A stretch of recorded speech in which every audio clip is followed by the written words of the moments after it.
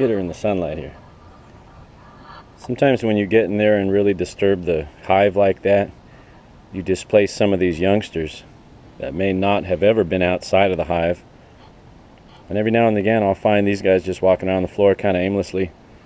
So they're very docile. This one's small, so it's a youngster. May not have ever been out of the hive. Oh, well, there you go. I was going to bring you back. Sorry, buddy. You're on your own. Let me show you guys a quick and easy, just a down and dirty way on how to extract honey out of frames from your hive. Doesn't cost a lot of money. You don't need any fancy equipment. I used to have spinners back in the day, frame spinners back in the day, but I don't have one. At my house, I have access to one. My friend's got one if I really need to, but honestly right now I have 3 frames that I'd like to spin out or extract the honey, and it just doesn't make sense to drive it over to his house, get his equipment all dirty just for 3. So I've got my 20-quart soup pot. That's all. I just washed it to make sure. And then I use 5-gallon paint strainers. Probably want a new one. Probably don't want one that's been used as a paint strainer before. I'm just saying. I mean, you could if you want to, but it might taste a little funny. You don't need a 20-quart, but that's just what I have. This is what I make soup in the winter months. But it will work perfectly for what we need. So you want to kind of keep the netting to where it is, that's just water, to where the netting is suspended, because you're going to have the honey's going to drip through all this, and you want to make sure that it has somewhere to go. I like using, I don't have my regular wood spatula. I wish I did. I had a wood spatula, I can't find it, that was squared off. I don't like using metal or anything real sharp because you can damage these frames, and you can get plastic shavings. And I really don't want plastic shavings in my honey. I'm just saying. So I'm going to try something different. This might not even work, but this is a semi-rigid silicone Pampered Chef. You see it's well loved. We do a lot of cooking and baking in this house. But I'm going to try it. I think it's too soft, but well, let's see what happens. Now yeah, that's right. Any cells that get damaged in this process, the bees will repair. And the nice thing about the spinner is that you're not damaging cells. Oh, there we go. Oh, look at that. That's just awesome.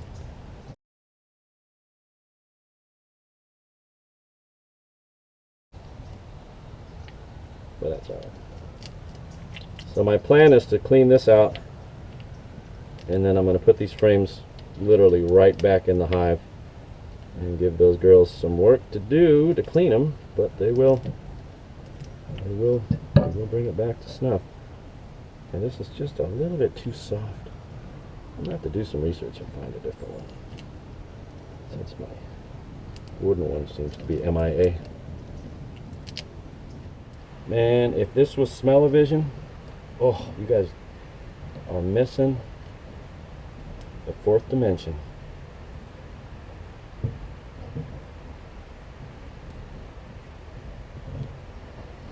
Alright, so I'm going to keep going with these other 2 frames. You get the idea. I don't need to bore you anymore. And we'll come back when it's all scraped out. So here's kind of what we're left with.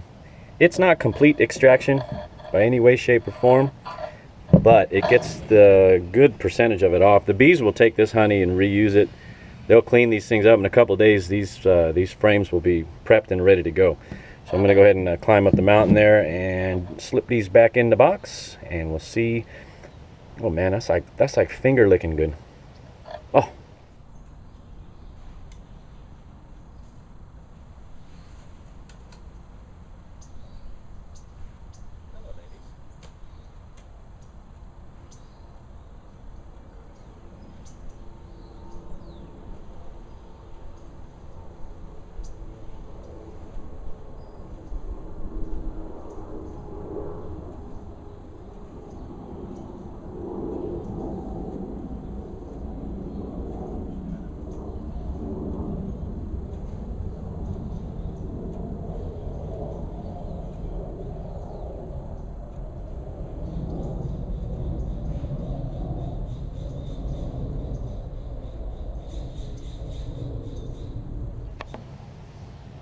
So here's what we're left with. I don't know if you can see through the netting, probably not. But it definitely is in your best interest to come through and mash up all this comb, kind of pulverize it. Uh-oh. All right, it's so sticky it pulled the head off my little spatula. All right, so here's where we leave it. Oh, frick.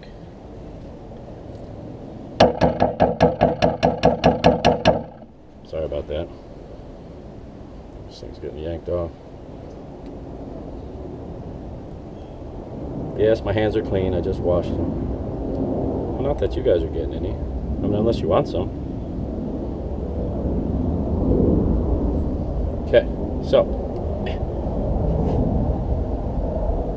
Can't do this. Oh, that's good stuff. That's finger looking good. I'm serious. You get the organics, like the little feet and stuff out of it. Oh, I gotta wash my hands. I'll be right back. Now, like I said, here's what you want to do. You want to pull this back so your honey is suspended. Oh, that's really heavy. Ooh, buddies. The nice thing about this 20 quart is you can take this elastic. See, I didn't know how much volume, honestly, that I would get out of this thing. Oh, it's all over my shirt. That's awesome. Now what I'm going to do is I am going to put a lid on this. Oh man, I got it everywhere. I'm going to put the lid back on it. I'm going to set this in the sun for today. It's like that, so the flies don't get at it. I'm going to let it get cooking. Actually, no, I take it back. I'm going to stick it in the Suburban. I'm going to throw this inside the truck because it'll be in the sun and it'll have the warmth of the truck around it, and that will really loosen up the honey and get it to drain through. I'm so excited. I'll show you what we're left with here either tomorrow or the day after. So it's going to be a multi-day operation.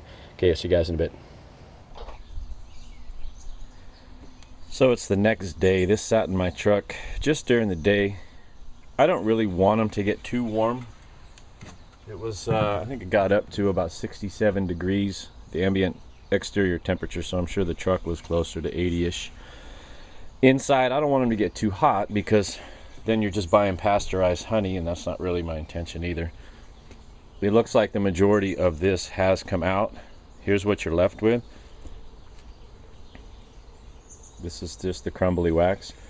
It looks like the majority of it is out. I'm going to give it a quick squeeze just to make sure.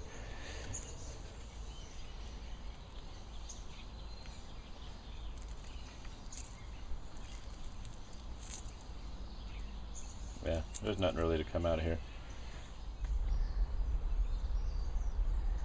So there's what we're left with. It's kind of a dark honey. I guess it really depends what they eat. But that's nice California coastal honey right there. This is a 64 ounce beer growler.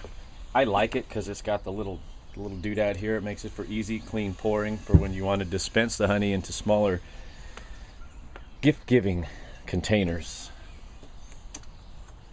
Let's see, so 64 ounces on this gets it up to about this level here. And I'm just curious how heavy this stuff is. Just for, oops, let me get my zero here, hold on. Just for funsies. 1 pound, 11.8 ounces. We'll just call it 1 pound, 12 ounces. Yes, oh yes. Now, this would be much easier if I had a friend, but I don't. Can you get that? Oh man, I almost dropped it. That's the second time. Yikes.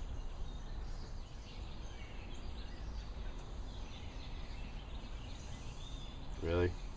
Could I have picked a funnel with a smaller orifice? Dang it.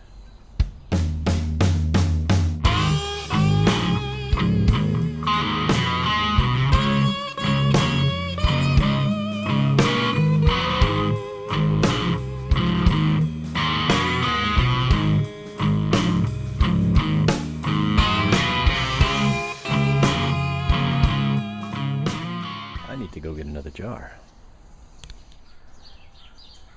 So here's what we ended up with out of milking those 3 frames, which are 6 sides. It got so heavy that this thing stops, this little postal scale stops at 5 pounds, and it's way more than 5 pounds. But this is a 64 ounce growler. As I mentioned, it's full to the top, so that's got to be a little more than 64 ounces. This is a 6 ounce mason jar. 6 ounces is right there to that delineation mark, but this goes all the way to the lid. As you can see, that's pretty full. And then here's a typical 750 ml wine bottle, and it's to right there. So this is a pretty good score, and that's not even 100% capture.